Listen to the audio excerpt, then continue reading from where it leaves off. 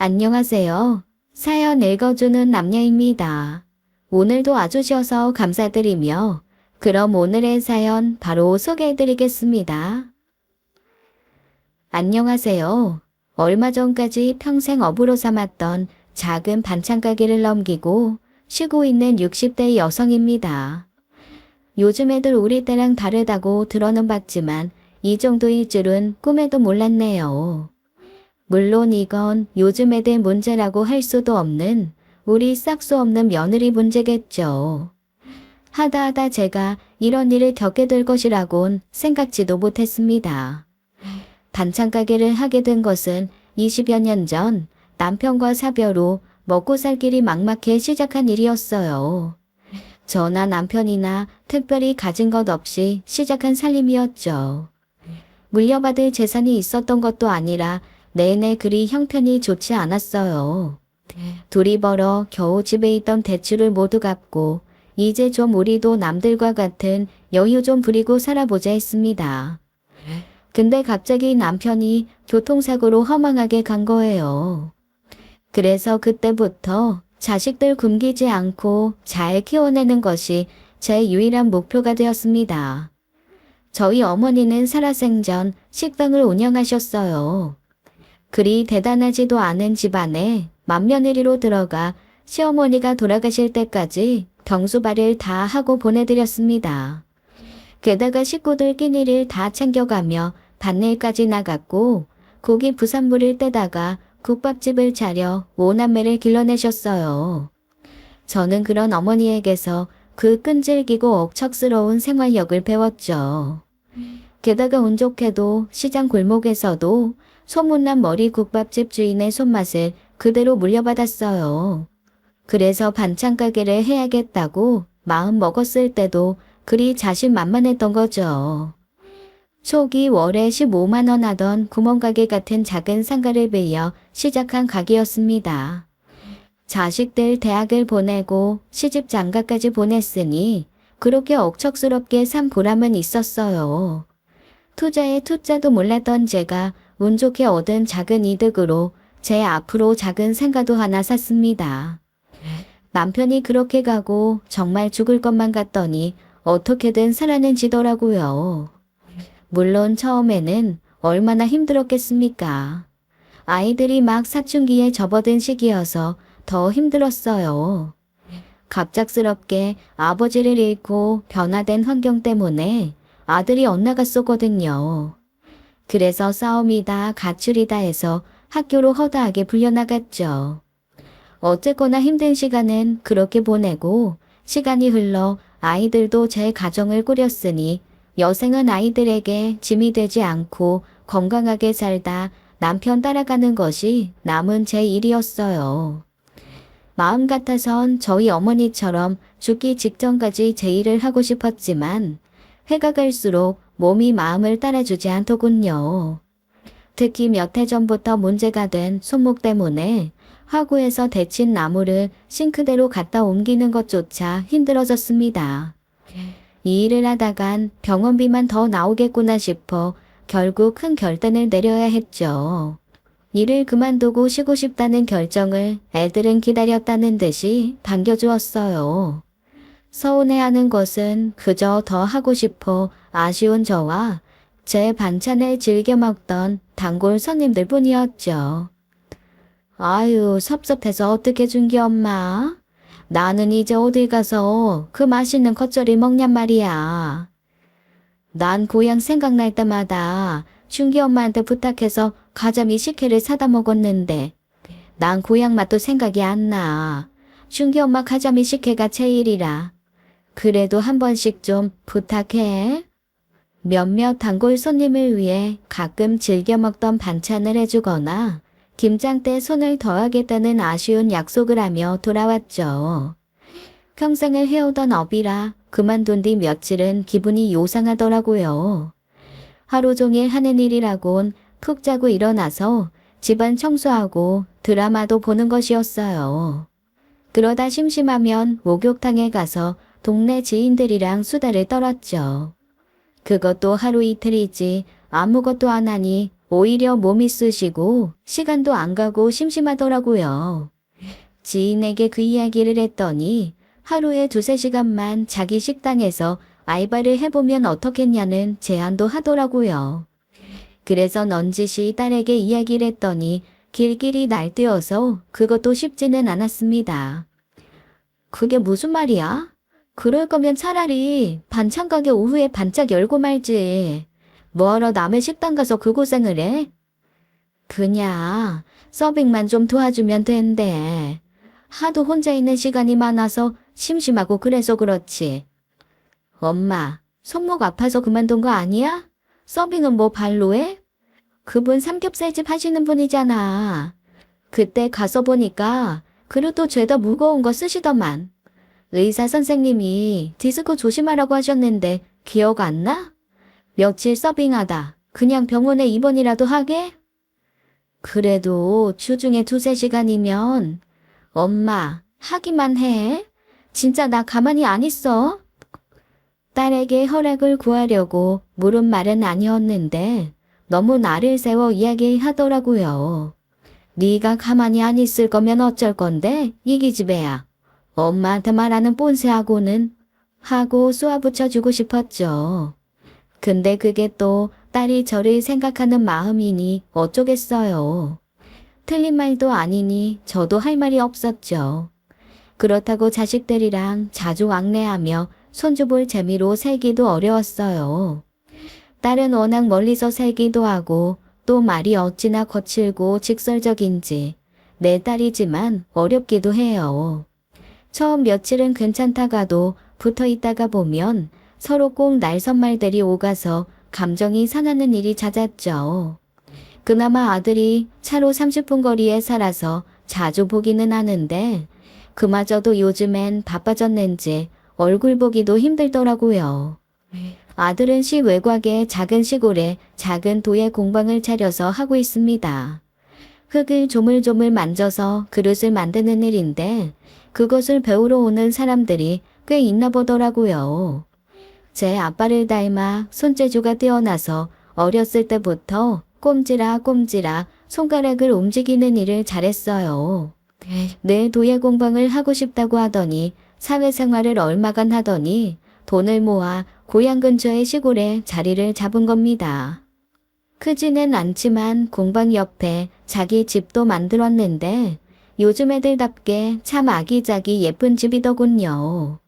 처음엔 그 시골에서 도자기 만들어 돈이나 되겠냐 걱정도 했었어요. 근데 요즘 사람들은 어떻게 그 시골까지 찾아오는지 걱정이 무색하게 잘 되고 있으니 얼마나 다행인지요. 주중이면 학교 체험 행사, 주말이면 개인 체험 예약으로 눈코 뜰 새 없이 바쁘더라고요.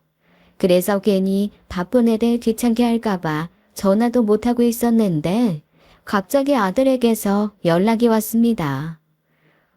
기준아, 어쩐 일이냐? 이 시간에. 그냥 생각나서 해봤어. 근데 지금 좀 한가하네. 엄마는 뭐해? 백수 할만해? 뭐? 백수? 그래 맞다. 내가 백수지.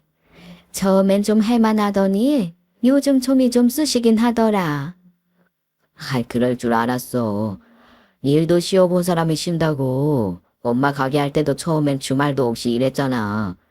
그러다 누나가 하도 난리쳐서 일요일 그거 하루 쉬고. 그래도 앞으로는 익숙해져야지 어쩌겠어. 그렇지 뭐. 너는 밥은 잘 먹고? 일이 바빠서 대충 먹고 그러는 거 아니냐? 안 그래도 엄마 부탁할 게 있는데. 부탁? 뭔데? 아니, 혹시 나 그 오이 냉국 좀 만들어줄 수 있어? 그게 갑자기 생각나네.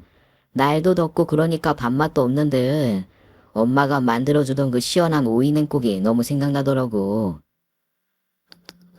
오이 냉국? 그거 뭐 어렵다고. 은찬이 애미가 어렵다던?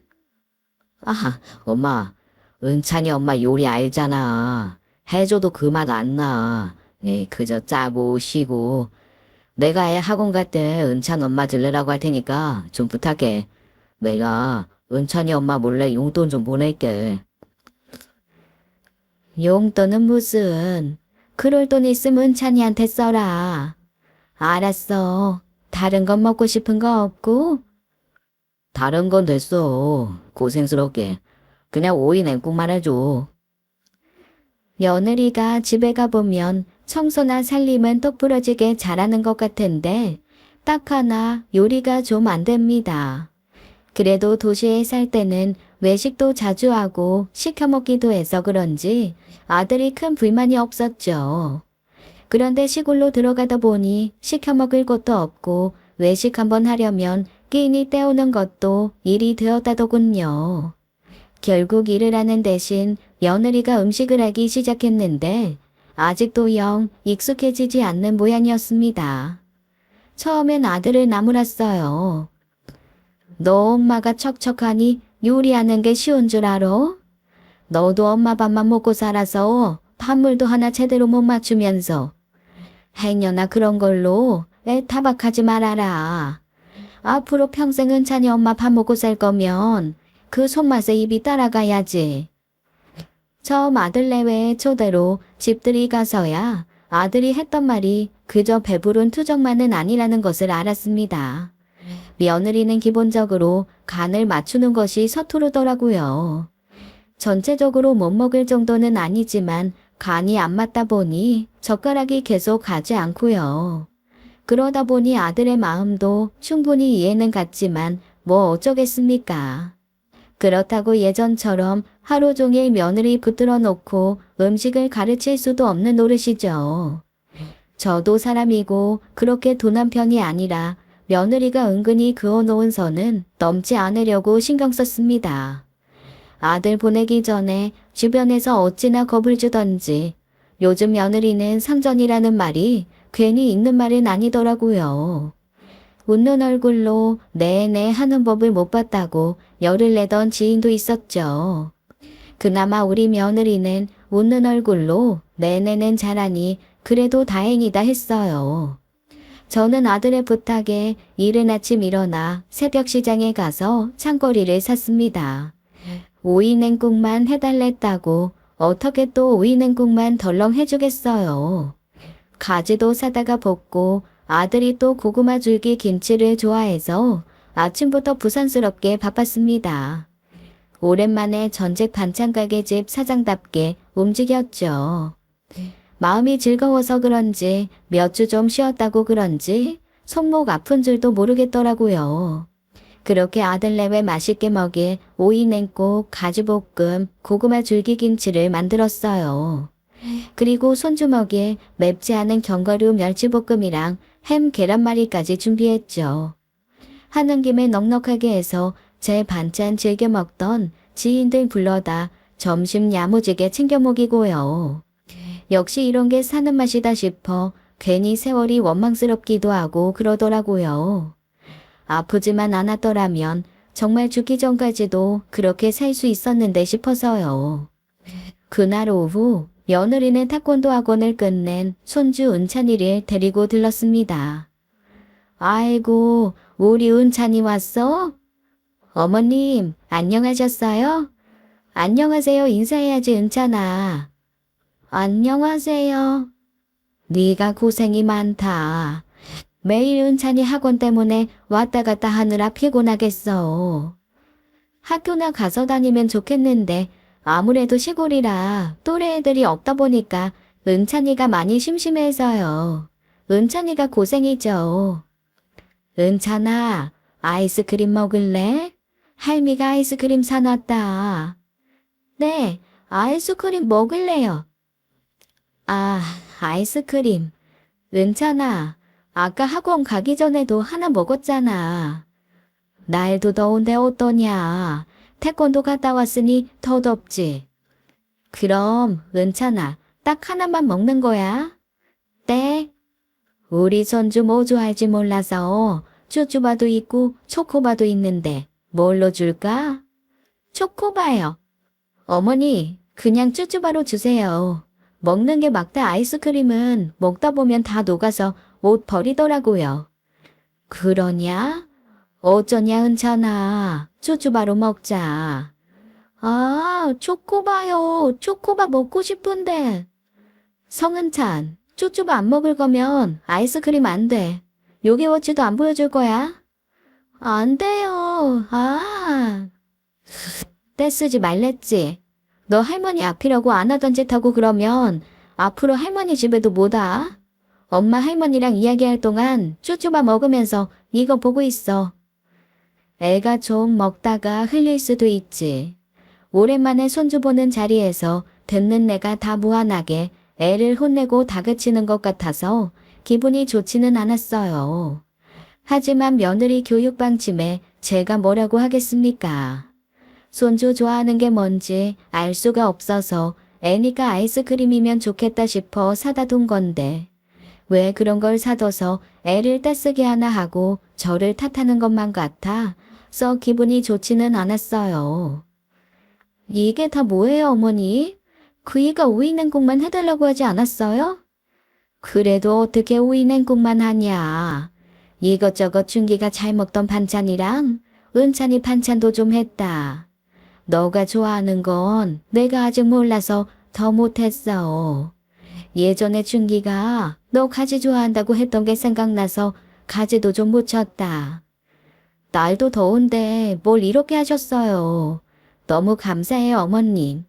제가 어머니 이럴 것 같아서 은찬이 아빠한테 그러지 말라고 했는데 괜히 어머니만 고생하시네요.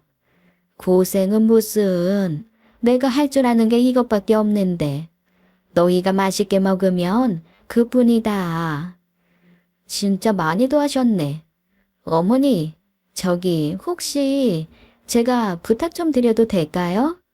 부탁? 다름이 아니라 귀가 어머님 음식 좋아하잖아요. 저도 요리가 많이 늘어서 다른 사람들은 맛있게 먹는데 그 사람만 매번 은찬이도 안 하는 반찬 투정을 해대니 좀 힘들기도 하고요. 다 내 탓이지. 어쩌겠냐. 내가 미안하다.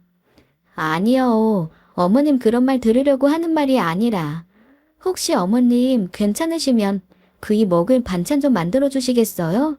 일주일에 한 번 정도만요. 이렇게 은찬이 학원 끝나고 돌아가는 길에 들릴게요. 반찬을? 뭐 나야 어려운 일은 아니다만. 저희가 아직 완전히 자리 잡은 것도 아니고 은찬이 앞으로 들어가는 돈도 있고 해서 많이는 못 드려도 조금씩 답내는 할게요. 그 사람 요즘 거의 밥도 못 먹어요. 저라고 어머님처럼 맛있게 하기 싫어서 안 하는 게 아닌데. 준기 먹는 게 영 시원찮어? 아유, 지혜비 닮아서 그리 까다로운 거지. 알았다. 내 자식이 널 힘들게 한다는데 어쩌겠냐. 감사해요, 어머님. 그럼 제가 다음 주 수요일에 또 올게요. 반찬 너무 잘 먹을게요. 아들이 제대로 먹지 못하고 있다니 어쩌겠어요. 며느리가 노력하지 않는 것도 아니고 제 나름대로 이것저것 해보는데도 안 되는 거니 본인도 많이 속상했겠죠. 아마 그때 아들이 옆에 있었으면 등짝을 때려줬을 겁니다. 제가 음식을 잘하긴 해도 가끔 입에 안 맞을 때면 남편도 한마디씩 했는데 그게 그렇게 또 얼마나 얄미워요. 생각해서 만들어준 건데 가끔은 입에 안 맞으면 또 안 맞는 대로 먹을 수 있는 거 아닙니까? 여튼 며느리 입장도 이해는 가고 그래도 또 자식 일이라고 그저 아들 타박만 할 수도 없었죠. 제가 한 번씩 그렇게 해주면 며느리는 고생도 덜고 아들도 만족스러우면 모두가 좋은 것이겠거니 했습니다. 일주일에 한 번은 무리도 아니었고 무엇보다도 진짜 내 자식들 먹는다고 생각하니 그리 힘든 일도 아니었어요. 화요일에 미리 장을 받아가 만들어 놓고 수요일이 되면 며느리가 음식을 가져가는 것이 어느새 일상이 되었습니다. 가끔은 아들의 텃밭에서 키우는 호박 같은 농작물을 보내주기도 했는데 그럼 굳이 시장에 갈 필요도 없어 편했죠. 호박은 건새우 조금 넣고 볶아내든지 손주 먹기 좋게 계란물에 부쳐 먹으면 맛있잖아요. 아니면 된장찌개 자박자박 끓일 때 넣어도 참 맛있죠. 깻잎은 많기도 많아서 내내 두고 먹을 수 있는 김치나 장아찌를 만들어다 주면 입맛 없을 때 별미고요. 내내 집에서 고장난 기계처럼 앉아만 있다가 그렇게 뭐라도 할 일이 생기니 뿌듯하기도 해서 좋더라고요. 혼자다 보니 나 먹으려고 했다면 그렇게 부산스럽게 움직이지는 못하겠죠. 아들내외 먹이려고 이것저것 반찬을 하다 제목도 챙겨놓으니 저도 더 잘 먹게 되더라고요. 그저 못마땅한 건 멀리서 사는 딸뿐이었습니다. 아니 뭐라길래 전화 온 줄도 모르고 있었어. 아, 죽순 좀 사다가 데치고 있었어. 죽순 나물 좀 해다 보내려고. 보내? 또 엄마 어디 단골들이 부탁하는 반찬 고지고대로 다 해다 주고 있어? 아니야 이거사. 넌 무슨 엄마가 동네 호구라도 되는 줄 알아? 준기 내주려고. 내일 가지러 오는 날이라. 준기. 그게 무슨 말이야? 뭐 엄마 지금 준기 반찬 만들어다 주고 있어? 그것도 안 되냐? 너도 은찬애미 알잖아. 공방에 손님이 많아서 바쁜데 밥도 제대로 못 먹고 있다더라. 아니 결혼했으면 지 마누 하나 고생시키면 그만이지. 아파서 쉬고 있는 엄마를 부려먹을 건 또 뭐야? 엄마가 뭐 집 반찬에다 바치려고 그러고 있대? 아유, 너는 좀 말 좀 예쁘게 해라. 아들이 엄마 반찬 먹고 싶어서 그런다는데 그럴 수도 있지. 뭐 얼마나 보내고 있는데. 별거 하지도 않어. 그냥 두세 가지 나 먹을 거 만든 김에 만들어서 일주일에 한 번씩 들른다. 그렇게 은찬이 얼굴도 보고 좋지 뭐. 너도 가까이 살았음 나한테 이것저것 해달랬을 거 아니야. 나야 뭐 어쩌다 한두 번 해달라고 했겠지. 그렇게 주기적으로 날 잡아서 가져갈게? 어휴, 정말 성준기 마음에 안 들어. 갑자기 난데없이 그 시골로 들어간 것부터가 말이야. 주변 사람 되게 힘들게 하는 거잖아. 아이고, 너나 잘 살아. 잘 살고 있는 애들한테 그러지 말고. 아무튼 적당히 해요. 괜히 또 손목 아프다고 침 맞으러 다니고 그러지 말고. 알았다. 제가 생각이 없었던 거죠. 성정이 불같은 딸애한테 결혼한 아들놈 반찬에다 주고 있단 소리는 괜히 왜 해서는. 며느리가 반찬을 가지고 가는 날이면 한 번씩 아들에게 연락이 옵니다. 정말 맛있게 잘 먹었다고요. 그렇게 또 치켜 세워주면 요즘 들어 슬슬 시큰거리던 손목 통증도 싹 가시는 것 같더라고요. 엄마, 이 콩물 사달라 콩국수 해 먹는데 엄마 겉절이가 그렇게 궁합이 잘 맞아. 어제 은찬이 엄마 오자마자 그냥 그물로 뚝딱 했다니까. 잘 먹었다니 다행이다. 그래도 은찬애미가 해준 것도 잘 챙겨 먹고 그래. 만든 사람 정성 무시하는 거야 그거. 아유, 알았어. 그 사람 노력하니까 나도 노력하는 거지. 나도 이게 나를 이렇게 힘들게 할 줄 몰랐다, 엄마. 이게 다 엄마 탓이야. 엄마가 솜씨가 너무 좋아서. 비행기 태우지 말고 먹고 싶은 거 있으면 말해. 미리 만들어 둘 테니까. 제가요, 이 나이 먹고 칭찬받을 곳이 어디 있겠습니까? 아들의 말은 여생은 이 기쁨으로나 살아야겠다 싶을 만큼 뿌듯한 일이죠. 내가 만든 음식을 그저 맛있게 먹어주는 것이 얼마나 기쁜 일인지 다들 아시죠? 그런데 생각지도 못하게 그게 점점 저에게 좀 힘을 붙이는 일이 되기 시작한 겁니다. 반찬을 가지러 온 며느리가 넌지시 또 부탁하는 거예요. 뭐? 일주일에 2번? 그게 그리 적지도 않은 양이라 일주일이면 넉넉히 먹을 텐데. 그이가 삼시세끼를 전부 집에서만 먹잖아요. 회사 생활도 하고 그러면 점심도 먹고 가끔 회식한다고 밖에서 먹고 오기도 할 텐데. 삼시세끼를 다 집에서 먹다 보니 사실 이틀도 못 가요. 이틀? 그 많은 것이? 아이고야. 그래도 그렇지. 기준이가 그렇게 양이 많지도 않은데. 그 사람뿐만 아니라 가끔 도예방 찾아오는 은찬 아빠 지인들 대접하기도 해서. 어머니, 제가 염치가 없어요. 다 제가 해야 할 일인데. 저도 어머니 반찬 먹으면서 어떻게든 흉내라도 내보려고 했는데 도저히 안 돼요. 네 탓이 아니다. 어떻게 수십 년 음식 장사한 사람을 금방 따라오겠냐. 맛보다는 아무래도 지혜미 음식에 길들여져서 그런 거지. 그래 그럼 수요일하고 토요일이나 또 준비하면 되겠니? 아이, 토요일은 은찬이 학원이 없어서 나올 일이 없어서요. 다음 주부터는 그럼 월요일이랑 목요일에 올게요. 월요일, 목요일? 아무튼 알았다. 애미 너는 뭐 먹고 싶은 거 없고? 저는 다 잘 먹어요. 제가 원래 편식이 좀 있는데 어머님 음식은 가리지 않고 먹어요. 아마 우리 엄마가 보면 기절할 거예요. 아, 어머니, 은찬이가 그때 생선포 같은 거 묻혀놓은 거 잘 먹던데요? 아, 아기포 무침? 알았다. 그것도 해놓으마. 감사해요, 어머님. 사실 생각해보면 시골살이가 다 그렇죠. 저도 어렸을 때는 시골에 살면서 어머니 가게에서 삼시세끼를 다 해결했어요. 시부모님과 함께 살 때는 아침, 점심, 저녁 차리는 것도 일이요. 바람처럼 예고도 없이 찾아오는 시부모님이나 도련님 손님 수발하는 것도 좀 고된 일이었나 봐요. 주변 사람 참 귀찮게 한다는 제 누나의 말이 틀린 말도 아니었습니다. 아무리 일을 한다지만요. 삼시세끼를 다 며느리밥 얻어먹는 것도 모자라 한 번씩 지인들을 데려와 밤늦도록 술자리도 갖는다니요. 애 키우고 살림만 한다고 그게 그렇게 쉬운 일인가요? 제 기분 탓인지 모르겠지만 아들이 밖에서 일하는 사람이 아니라 자기가 피곤하다는 뉘앙스가 풍기더라고요. 삼시세끼 먹이느라 자기가 다 고생이라는 듯이 말에서 뼈가 느껴지는 겁니다. 그러니 어쩌겠습니까? 다 아들 잘못든 내 업보다 하고 해야지.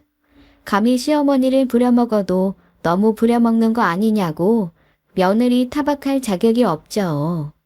저는 그날로 일주일에 2번씩 반찬을 준비하고 양도 들였습니다. 나물을 데쳐도 2배, 겉절이를 해도 2배, 뭐든 2배씩 준비했어요. 그러다 보니 돈도 꽤 들더라고요. 제가 돈이 없는 것도 아니고 작지만 상가에서 다달이 나오는 돈도 있으니 처음엔 그렇게 부담이 되는 건 아니었어요. 그런데 가계부를 작성하다 보니 생각보다 너무 많은 돈이 아들 내외 반찬값으로 나가고 있더라고요. 저요, 장사할 때도 남이 먹는다고 그저 싼 것만 찾아다니지도 않았습니다. 제가 좀 덜 벌더라도 좋은 상품 사다 만들곤 했어요. 근데 내 자식 먹일 거라고 생각하니까 그저 좋은 상품이 아니라 제일 좋은 것들을 찾게 되더라고요. 아마 그러다 보니 더 들기도 했을 겁니다.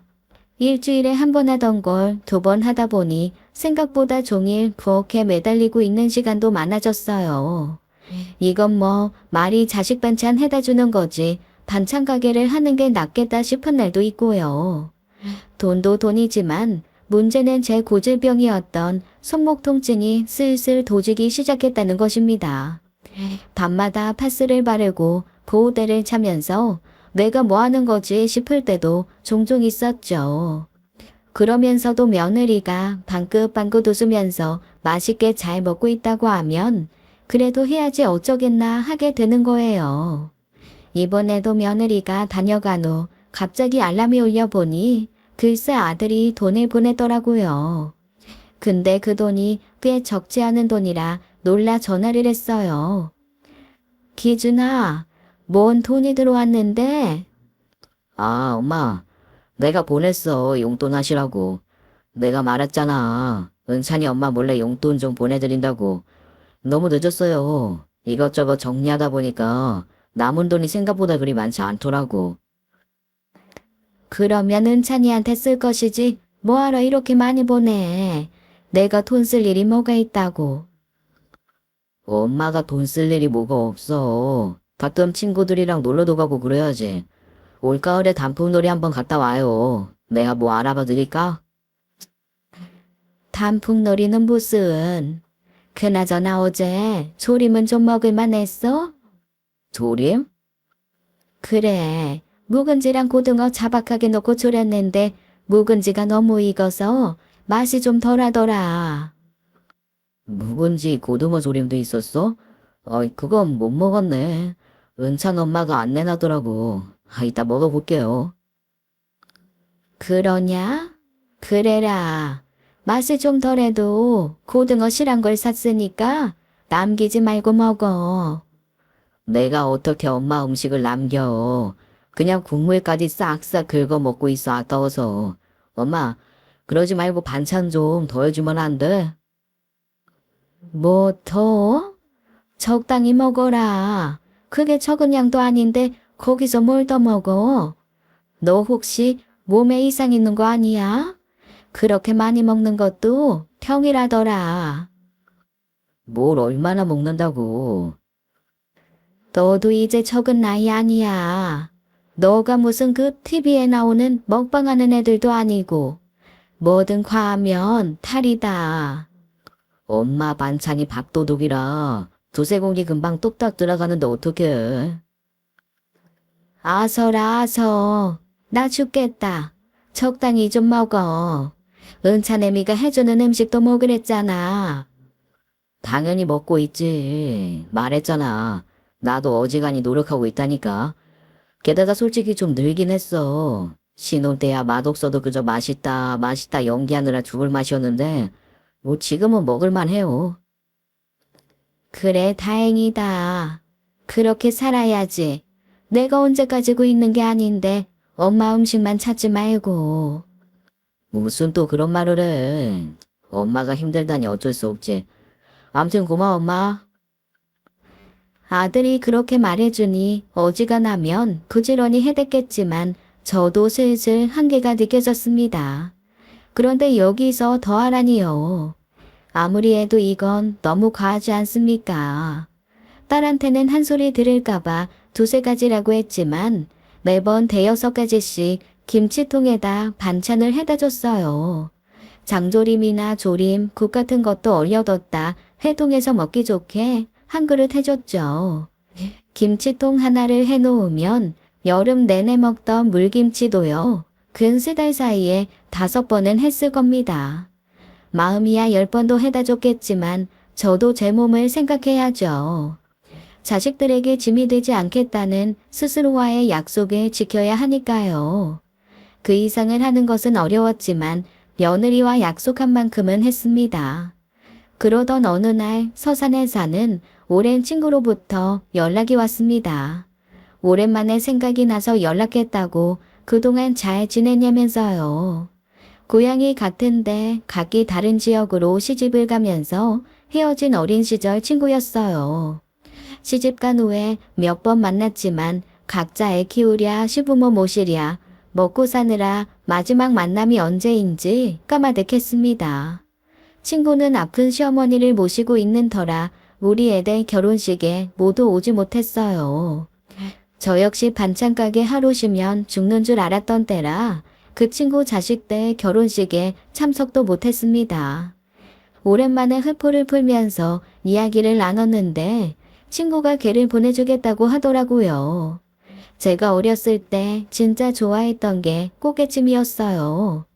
하지만 고향이 산간지방이라 개를 보기 어려웠죠. 게다가 워낙 꽃게가 귀하다 보니 사오더라도 제 몫이라곤 살 없는 다리 몇 개뿐이었어요. 그래서 친구를 만나러 서산에 갔을 때 친구가 어디 원 없이 먹어보라며 실컷 먹여줬던 기억이 있습니다.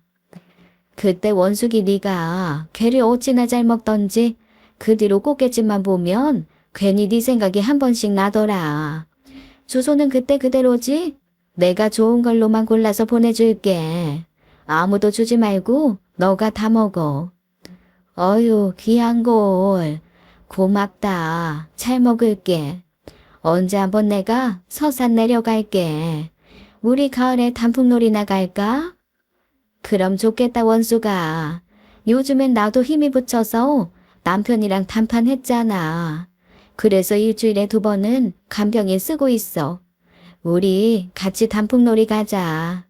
친구는 알이 꽉 찬 암캐를 한 박스나 보내주었습니다. 요즘엔 어딜 가든 신선한 게를 먹을 수 있겠지만 친구가 제 생각해서 보내준 게인데 기교나 되겠어요. 저는 친구 말대로 두어 마리는 찜통에 쪄서 먹고 남은 것은 죄다 게장을 담갔어요. 아들이 또 간장게장 출신입니다. 생각해보니 예전에 며느리가 양념게장을 맛있게 먹었던 게 생각났죠. 잘 됐다 싶어 간장 반 양념 반으로 만들어 김치통을 또 채우는데 맛있게 먹을 생각을 하니 가슴이 두근거리더라고요. 문제는 오늘은 집에 들르기가 어렵다는 것이었습니다. 주말에는 애 학원이 없어 나오기 힘들다고 했으니까요. 어차피 게장은 뒀다 먹어도 되지만 냉장고가 워낙 꽉 차기도 해서 게장을 담은 김치통을 보관할 공간도 부족했고요. 그래서 저는 아들에게 전화했습니다. 기준아, 게 좋은 게 들어와서 엄마가 게장 좀 했는데. 뭐 게장? 아이 완전 좋지. 야, 나 벌써 군침 돈다. 그래, 너 간장게장이면 자다가도 벌떡 일어났잖아. 그럼 어떻게 와서 들를래? 아, 내가 저녁까지 내릴 수업이라 오늘은 은찬이 엄마도 좀 거들어야 해서 바쁜데. 아이, 그러지 말고 엄마 택시 타고 와. 그리고 왔다가 하룻밤 자고 내일 내가 집으로 모셔다 드릴게. 어휴, 뭐 그렇게까지 하니.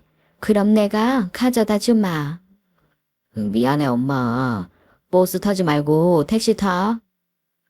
뒀다 월요일에 가져가라고 해도 될 것을요. 그냥 제 욕심이었죠.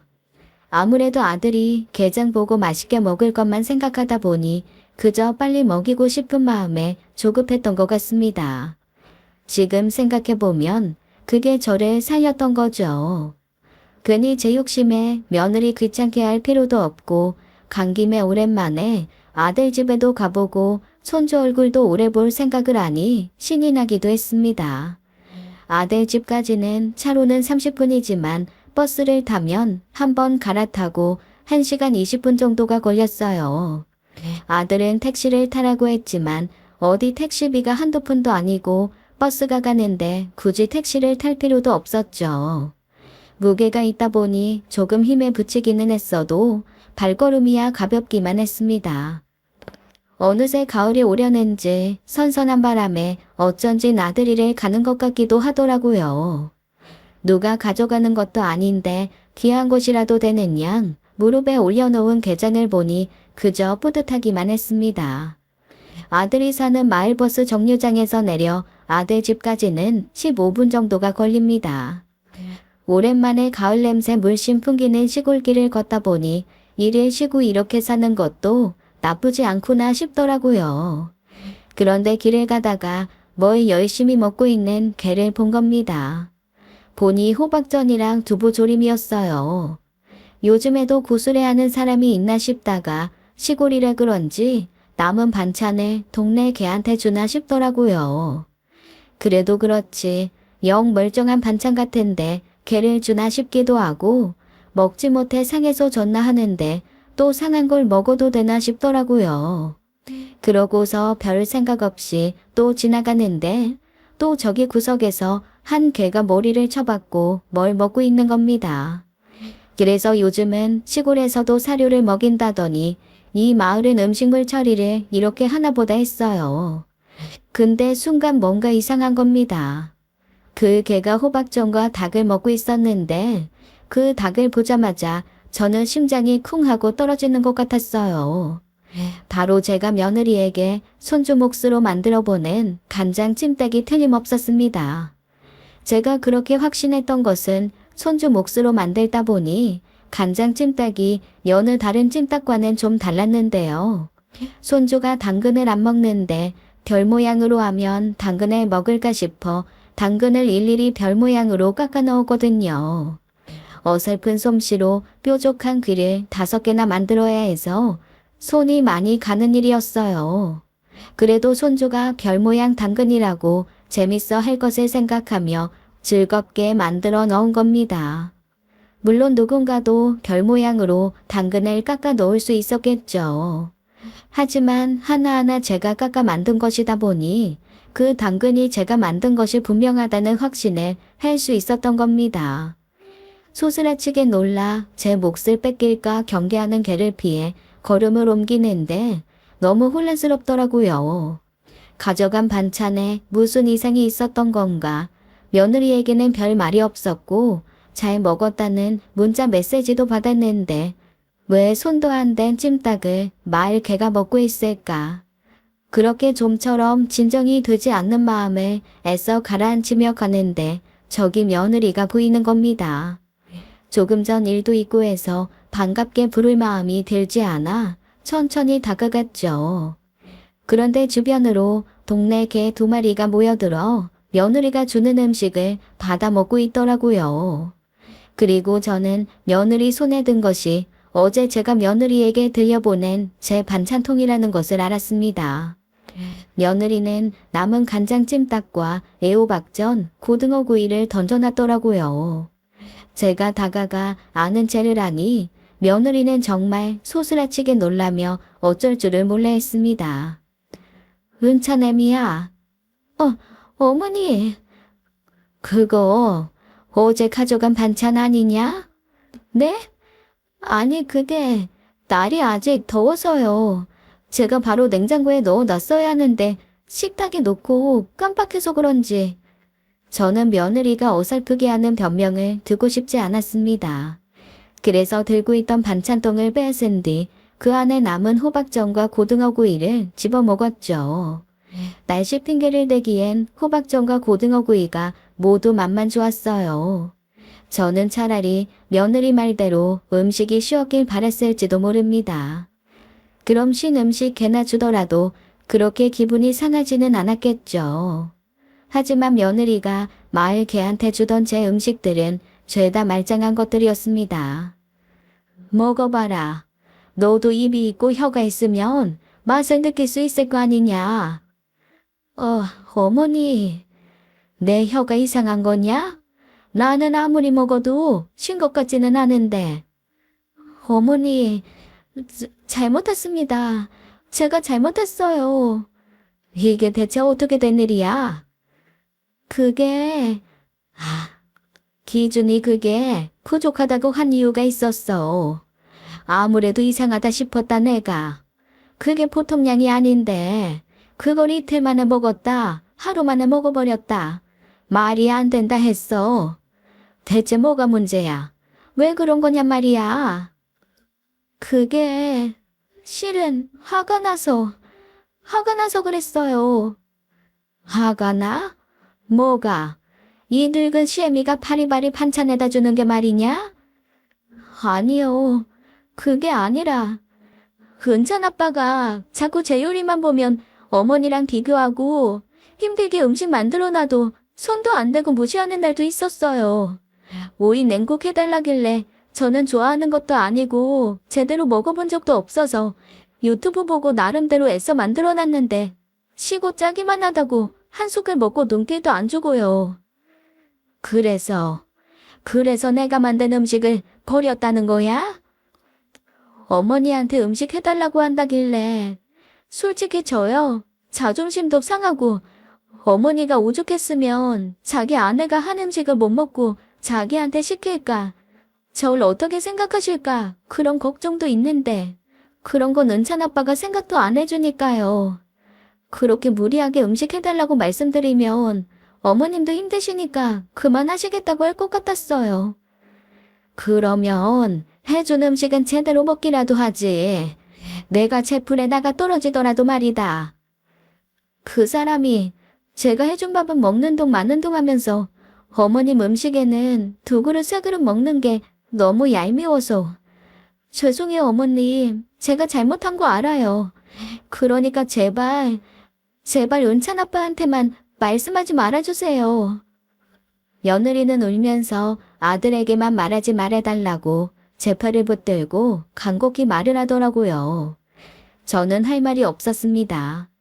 아들이 며느리 음식에 타박하고 투정을 부릴 거라는 것도 그로 인해 며느리가 속이 상했으리라는 것도 알고 있었고요. 그래도 이건 아니지 않습니까? 아무리 화가 나고 속이 상해도 말입니다. 몇 달 동안 시어미 가진 고생이란 고생은 다 시켜놓고 음식은 음식대로 다 갖다 버렸다니 말이에요. 그동안 얼마나 갖다 버렸냐? 다 버린 건 아니에요. 정말 그이도 먹고 저도 먹고 은찬이도 먹었어요. 어제 가져간 음식을 이만큼이나 버려놓고도 그렇게 말할 수 있는 거냐?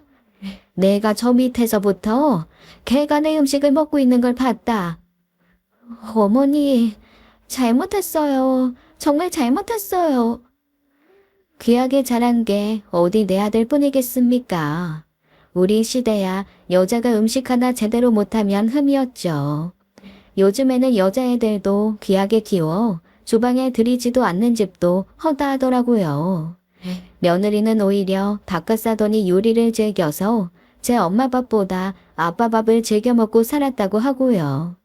그러니 제 아버지 시대에 흔한 남자들처럼 밥상을 받아 먹을 줄만 아는 아들이랑 사는 것이 힘에 부치기도 부쳤겠죠. 저도 그걸 알아서 반찬을 에다 날랐던 겁니다. 제 음식을 좋아해서 그 뿌듯한 마음도 있었지만 세상이 달라졌으니 제 손으로 밥 한 끼 못해 먹는 등신 같은 아들을 보내놨으니 내 책임도 있다 싶어 한 것이었죠. 똑부러지게 살림하고 손주 잘 키우면서 자기 남편 꿈을 따라 이 시골까지 왔으니 제가 더 해주고 싶은 마음도 컸고요.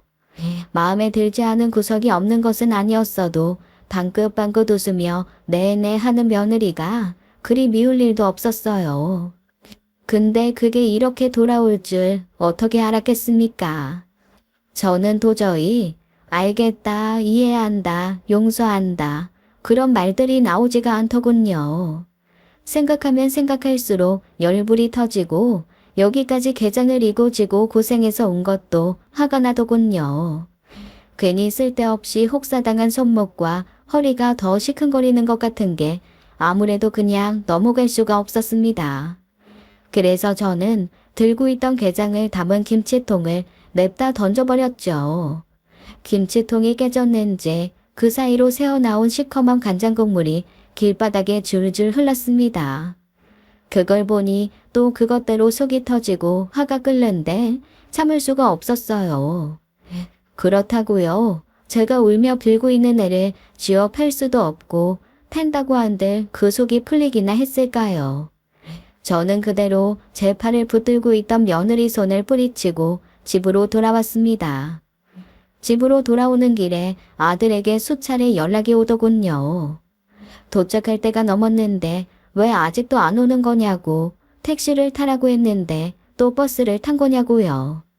며느리한테 그런 수모를 당해서일까요? 아들의 연락도 나를 기다리는 건지 자기가 좋아하는 간장게장인 건지 싶어 아주 꼴도 보기 싫더라고요. 마음을 좀 추스를 시간이 필요해 아들에게는 가려던 중에 급한 일이 생겨 못 가게 되었다고 둘러댔습니다. 버스에서 내려 집으로 향하는 길을 걷는데 어찌나 눈물이 나던지요. 아들 내외의 싸움에 괜히 끼어들어서 돈은 돈대로 쓰고 마음은 마음대로 몸은 몸대로 상한 겁니다. 남는 것은 하나도 없고 결국 며느리에 대한 실망과 허탈한 마음이 저를 밤새도록 괴롭혔어요. 이게 다 아들을 잘못 키운 탓, 이것도 내 업이라지만요. 눈만 감으면 내 반찬의 며느리가 아무렇게나 길바닥에 던지는 모습이 떠올랐습니다. 그걸 또 정신없이 먹고 있는 개들도 생각나 천불이 끓더라고요. 그 와중에 이른 아침부터 딸에게 전화가 왔습니다. 딸은 간혹 꿈자리가 좋지 않다느니 눈 뜨자마자 갑자기 엄마 생각이 났다는 이유로 아침에 전화할 때가 있어요. 왜인지 딸에게 전화가 오는 것을 보자마자 울컥 눈물이 나더라고요. 엄마, 일어났어? 일어났지. 뭐야? 목소리가 왜 그래? 힘이 하나도 없는데? 아침이라 그렇지. 아침이라서 그런 게 아닌데 코는 왜 훌쩍여? 감기 기운이 좀 있나 보다. 감기? 갑자기 무슨 감기는 감기야. 요즘 기준이 반찬 만들어다 주느라고 좀 무리한 거 아니야? 그런 거 아니야. 그냥 영주 엄마네서 에어컨 바람을 너무 많이 쐬었나 봐. 아우, 뭐 에어컨 바람을 하루 종일 쐬고 있었게? 내가 엄마를 몰라? 에어컨 바람 싫다고 한여름에도 선풍기로 지내는 사람이 무슨 에어컨 바람? 아유, 그러게 좀 적당히 하라고 했잖아. 기준이 그것도 그래. 아파서 그만둔 엄마한테 그렇게 반찬 대령하게 해야겠어? 아주 웃기는 녀석이네. 엄마, 끊어봐. 안 되겠어. 아유, 더워라 더워. 그런 거 아니라니까 그러네. 하지만 딸은 막무가내로 전화를 끊어버렸어요. 평소 같았으면 난데없이 이른 아침부터 제 누나의 벼락 같은 성질머리를 감당할 아들을 안쓰러워했겠죠. 메시지를 보내든지 며느리한테 미리 언질이라도 줬을 텐데 그냥 뒀습니다. 아주 괘씸한 놈 하고요. 내다 버린 건 며느리인데 아들까지 싸잡아 미운 것을 보면 이 사태의 모든 원흉이 아들인 것도 같았습니다. 저는 요리라는 게 항상 누군가의 행복이 되는 거라고만 생각하고 살아왔어요. 요즘 젊은 사람들은 외식 요리가 익숙하다 보니 요리라는 게 얼마나 많은 정성이 들어가는지 모를 수도 있지만요. 요리하는 사람은, 특히나 제 가족 먹이려고 음식하는 사람은 그 정성과 마음이 말로 다 못하잖아요. 가격보다는 원산지를 따져보고 돈을 더 써서 더 좋은 것을 먹이고 싶은 마음으로 재료도 고심해서 고르고요. 설탕을 더 넣으면 누구는 좀 달다 하고 또 누구는 달았으면 좋겠다고 해요. 소금을 더 넣으면 누구는 간이 딱 좋다고 하지만 누구는 짜다고 하고요. 그래서 한 사람이 여러 사람이 먹을 음식을 만들 땐 얼마나 많은 공을 들여 적정한 간을 찾는지 모를 겁니다. 아들이 준 용돈이 좀 도움이 됐어도 돈 좀 받겠다고 한 것도 아니고요. 그 돈도 고스란히 다시 반찬 재료 사는데 들었으니 그게 용돈벌이라고 할 수도 없었죠. 그저 내가 한 요리 맛있게 먹고 엄마가 한 요리가 최고야, 제일 맛있어, 맛있게 먹었어, 그 한마디 듣자고 한 거죠. 그 한마디에 오늘을 살고 내일을 살게 되니까. 그런 마음으로 드린 정성이었거든요. 근데 그걸 걔가 먹고 있었다니 기가 차고 어이가 없어서 어디 가서 말이나 하겠습니까? 말을 한들 이 황당한 마음이 가실까요? 찬물을 들이키고 어젯밤부터 먹은 것도 없는데 답답증이 가시질 않아 마른 가슴만 치고 있었어요. 아니나 다를까 아들에게 전화가 오더군요. 괘씸한 마음에 내내 노려보기만 하고 받질 않았는데 연달아 전화가 울리더라고요. 엄마, 아니 몰라 뭔 소리야? 뭐가 말이냐? 아침부터 왜 갑자기 전화해서 난리냐고. 엄마가 누나한테 나 반찬 만들어다 주느라 힘들다고 했어. 그런 적 없다. 근데 왜 누나 왜 저래? 왜 아침 대바람부터 전화해서 괜히 나한테 화 푸이냐고. 진짜 열받네. 너 이따 은차냄이랑 집에 좀 들러라. 엄마 집에? 갑자기 왜? 계산 때문에? 그거 내일 은찬이 엄마 보낼게. 내일 은찬이 학원 가는 날이고. 잔말 말고 들러. 은찬이는 어디 맡기고 오든지 하고 그냥 너네만 와라. 일단 대책도 없이 그렇게 말하고 끊었습니다. 뭘 할 작정은 아니었고 도저히 그냥 넘어가긴 힘들 것 같아 아들 내외를 앉혀두고 말할 생각이었어요. 근데 어차피 오면 며느리는 내가 죄인이요 하고 울기나 하겠죠. 아들은 모르는 일 같으니 화가 나겠지만 내 마음이 어떨지 그 아이들이 알기나 알까요. 그래서 저는 아들 내외가 올 때쯤에 맞춰 냉장고에 있는 음식들을 죄다 꺼냈습니다. 다 아들 내외 먹이려고 만들면서 제 몫으로 남겨둔 반찬들이죠. 저는 그것들을 김치 다라이에 전부 집어넣고 죄다 섞어두었습니다. 호박전, 두부조림, 머위대 나물에 지난번에 만들어 놓은 부추김치와 열무 물김치도 죄다 쏟아부었어요. 아주 볼만하게 섞인 음식들을 보니 또 눈물이 쏟아지더라고요. 게장도 다 쏟아버릴까 하다가 네 생각이 났다는 친구의 말이 생각나서 차마 그러지 못했죠. 어제 며느리한테 집어 던지고 온 그 게장은 어쨌을까요? 그 짜고 매운 것은 걔도 못 먹을 텐데 아들에게 숨기려고 또 어디 근처 땅에 갖다 파묻기나 했겠죠. 그렇게 한참을 울고 추스르고 나니 신기하게도 펄펄 끓던 천불이 가라앉더라고요. 아들은 이상하다고 생각했는지 생각했던 것보다 빨리 왔습니다. 거실 한가운데에 떡하니 놓인 다라이와 그것을 말없이 쳐다보고 앉은 저를 의아하게 쳐다보았어요. 엄마, 이게 다 뭐야? 뭐하는 거야? 멀쩡한 반찬을 왜 죄다 섞어놓고? 아가, 네가 말해봐라. 어머니. 사태가 그 지경까지 됐는데도 며느리는 제발 봐달라는 듯이 그렇게 읍소를 하더라고요. 그렇게 겁이 날 행동인 것을 알면서도 어떻게 그렇게까지 할 수 있었는지 더는 묻고 싶지도 않았습니다. 어제 했던 말을 또 했겠죠. 저는 미리 꺼내놓은 가계부를 아들에게 건넸습니다. 근 석 달 동안 너희 집에 들어간 반찬값이다. 뭐 그래 얼마나 된다고? 거기 쓰인 거 뭐 하나나 먹으려고 산 것은 하나도 없다.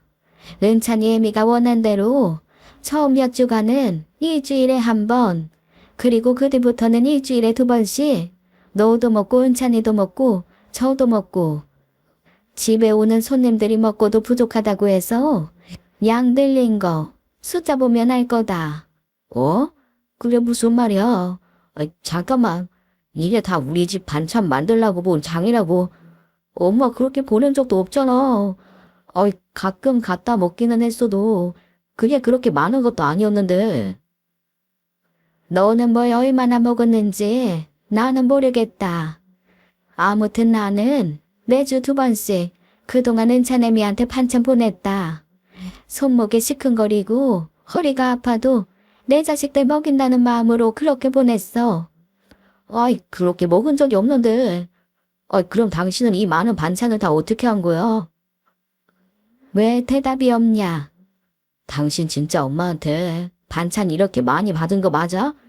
누나가 아침 대바람부터 반찬 타령하면서 그렇게 화를 낸 이유가 이거였어.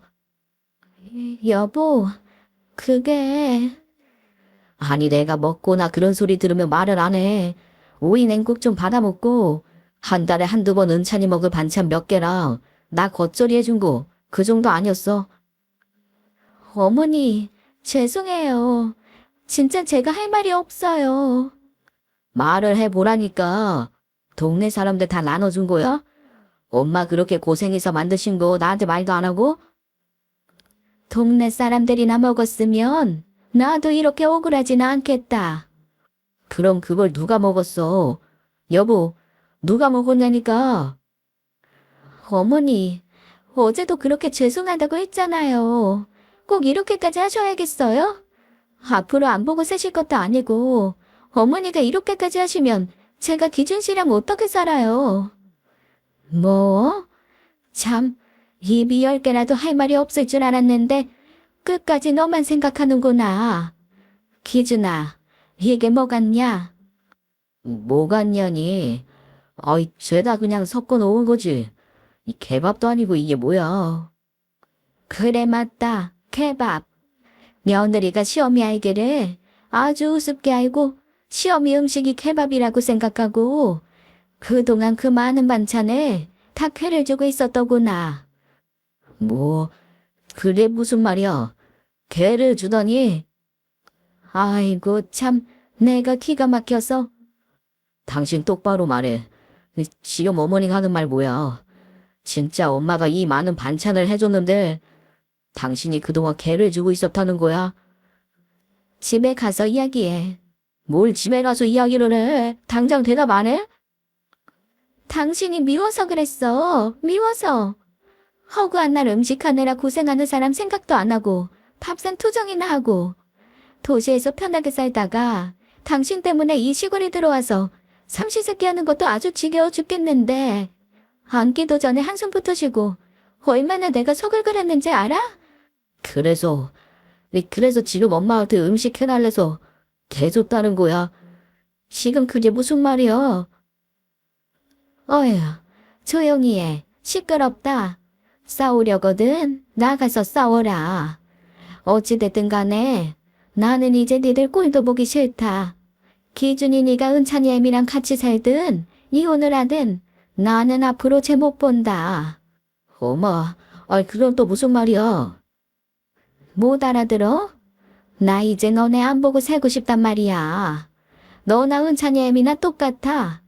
앞으로 나는 너네한테 줄 것도 받을 것도 없어. 뭘 기대도 하지 말고 해녀나 내가 죽는다고 해서 뭐가 남을 거라는 기대도 말아라. 나가라. 그렇게 아들 내외를 불이 나게 쫓아냈습니다. 그 뒤로 수도 없이 아들에게 며느리에게 연락이 왔죠. 아들이 며느리한테 제게 진심으로 사과하지 않으면 이혼하겠다 엄포를 놓은 모양이더라고요. 며느리가 허구한 날 문자 메시지를 보내는데 저는 왜 그게 사과처럼 느껴지지 않고 변명처럼만 느껴지는지요. 누가 그러더군요. 어른이면 애들 사과를 받아줄 줄도 알아야 한다고요. 며느리가 다시 그런 행동을 할 거라고 생각하지는 않습니다. 어찌 또 그러겠습니까마는 저는 그 행동이 그리 쉽게 잊혀지지는 않을 것 같아요. 마음이 풀리지도 않았는데 꾸역꾸역 그 마음 눌러가면서 그 얼굴들을 볼 자신이 없어요.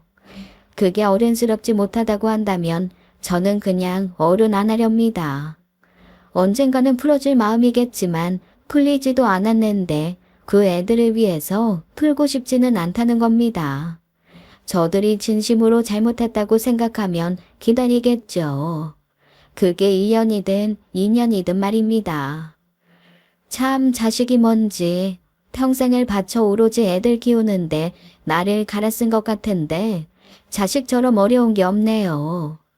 여전히 뭘 먹지도 않았는데 얹힌 듯 그렇게 답답합니다. 이 마음 알아줄 사람이 친구밖에 없는 것 같아 말로만 한번 보자 말만 했던 서산 친구나 만나러 가보려 합니다. 친구를 만나 너도 그랬냐, 너도 그렇게 자식 키우는 게 어렵든 하고 이야기를 나누다 보면 좀 나아질는지요. 제 긴 이야기 들어주셔서 감사합니다. 지금까지 사연 읽어주는 남녀였습니다. 끝까지 시청해주신 여러분 감사드리며 저희는 다음 사연으로 돌아올게요. 감사합니다.